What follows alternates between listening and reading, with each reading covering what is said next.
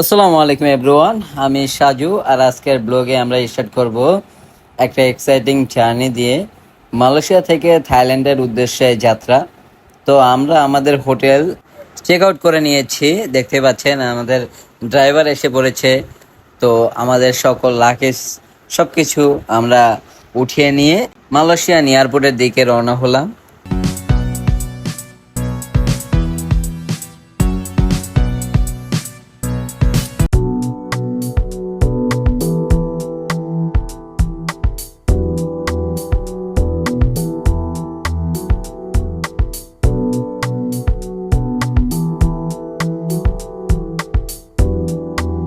তো এখন আমরা কুয়ালালামপুর ইন্টারন্যাশনাল এয়ারপোর্টে এসে পৌঁছালাম। তো এখান থেকে আমরা থাইল্যান্ডের প্লেন ধরবো। তো আমরা এয়ার এশিয়া করে আজকে থাইল্যান্ড যাব।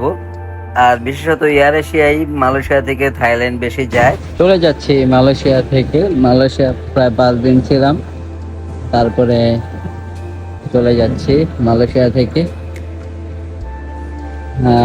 মালয়েশিয়া আমাকে না যতটা না অ্যাট্রাকটিভ করছে তার থেকেও বেশি সিঙ্গাপুর অনেক সুন্দর, অনেক ক্লিন, সব দিক থেকেই একদম পুরো 100-100 একটা কান্ট্রি। তো সিঙ্গাপুরকে আমি মিস করছি। মালয়েশিয়া আসার পরও সিঙ্গাপুরের যে কাটানোর সময়গুলো সেগুলো আমার স্মৃতিতে রয়ে গেছে।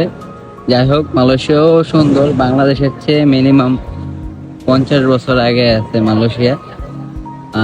এখন আমরা থাইল্যান্ড চলে যাব। 10টায় ফ্লাইট, 12টায় যেয়ে পৌঁছাবো সেইখানে। তো থাইল্যান্ড কেমন সেটা এক্সপ্লোর করার পালা, আপনারা দেখতে থাকুন।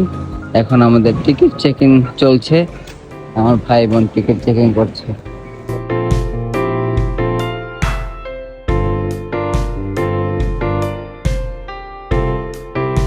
দেখতেই পাচ্ছেন আমাদের প্রতিটা পাসপোর্ট স্ক্যান করে এখানে অটোমেটিক মেশিনের মাধ্যমে আমাদের বোর্ডিং পাস ও লাগেজ ট্যাগগুলো নেওয়া হচ্ছে।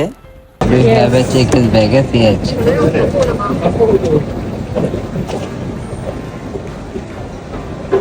Gonna drinks. Number to check in baggage get request tag. लेकिन तो नंबर check-in baggage है 3.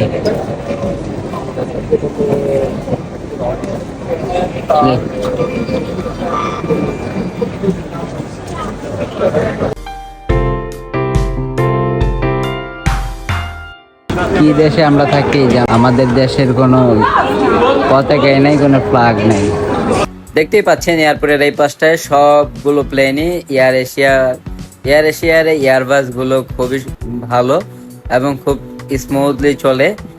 তো আমাদের ইউএস বাংলা এয়ারলাইন্সের যে চলার এক্সপিরিয়েন্স ছিল তার চেয়ে এয়ার এশিয়ার যে এক্সপিরিয়েন্সটা এটা খুব স্মুথ ছিল। আপনাদেরকে রিকমেন্ড করব এয়ার এশিয়া আপনারা টিকিট কাটতে পারেন। তো এখানে আমরা ওয়েট করতেছিলাম, আমাদের বোর্ডিং পাস এবং লাগেজ ট্যাগ সব কিছু ডান হয়ে গেছে। তো এখন আমরা নিচের দিকে চলে যাচ্ছি, নিচে থেকেই বিশেষতভাবে প্লেনে উঠতে হবে। তো দেখতেই পাচ্ছেন আমাদের প্লেন এসে পৌঁছে গেছে। তো এখন এই প্লেনের এইখানে আমাদেরকে ওপেন করে দেওয়া হবে গেট, আমরা প্লেনে এন্ট্রি করব। তো অনেকক্ষণ বসেছিলাম, প্রায় 1 ঘন্টার মতো ওয়েট করার পর আমরা প্লেনের ভিতরে ঢুকতেছি। প্লেনের গেট ওপেন করে দিয়েছে। তো দেখতেই পাচ্ছেন সরু একটা রাস্তা, এটা অটোমেটিক ভাবে প্লেনের সাথে লেগে থাকে। তারপরে আমরা প্লেনের ভিতরে ঢুকে পড়লাম। দেখতেই পাচ্ছেন এখানে যে প্লেনের ভিতরে স্টাফ তারা কাজ করছে, আর এখানে অনেক অনেক লোক ইতিমধ্যে ঢুকে পড়েছে।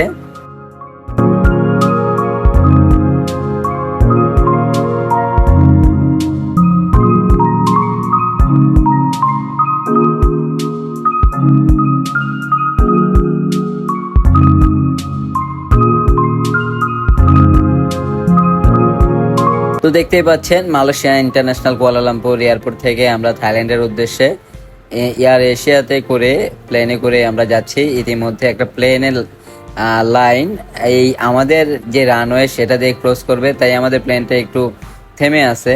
এই প্লেনটা ল্যান্ড করার পরে আমাদেরটা স্টার্ট করে দিবে। তো দেখতেই পাচ্ছেন ল্যান্ড করার সাথে সাথে এটা স্টার্ট করে দিল এবং এখন এটা ফুল ইঞ্জিন চালু করে আকাশের উপরে উঠে যাবে এবং 2 ঘন্টার মধ্যে থাইল্যান্ডের ইন্টারন্যাশনাল এয়ারপোর্টে যা পৌঁছাবে।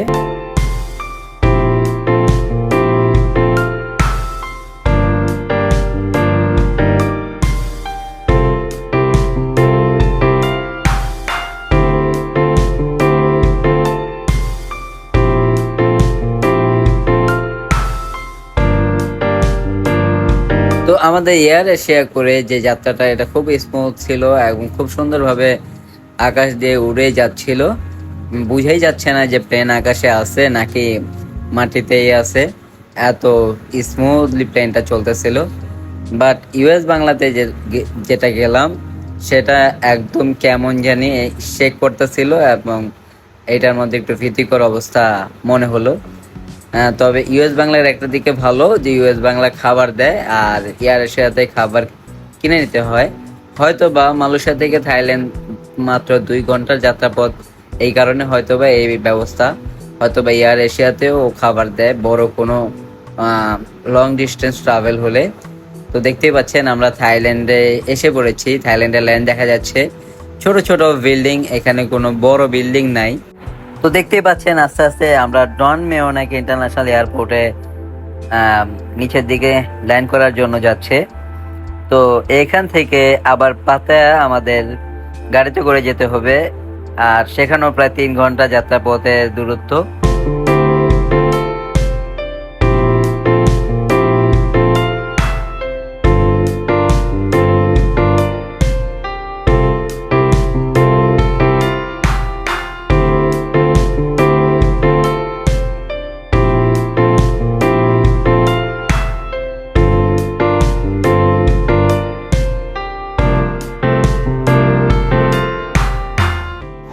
সো ফ্রেন্ডস, ফাইনালি আমরা ল্যান্ড করলাম ডন মেওনাক এয়ারপোর্টে ব্যাংককে।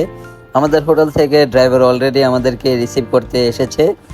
এখন আমরা ডাইরেক্ট পাতায়া হোটেলের দিকে চলে যাচ্ছি। আগেই বলে দিয়েছি আজকের জার্নি ছিল একদম অসম। কালকে থেকে অবশ্যই পাতায়ার ব্লগ চলে আসবে, অনেক অনেক এক্সাইটিং ব্লগ অপেক্ষা করছে আপনাদের জন্য।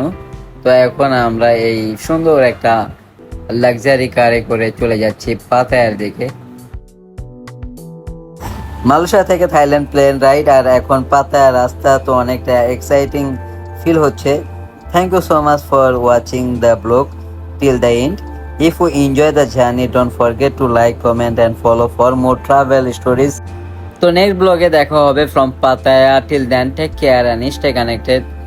Bye bye.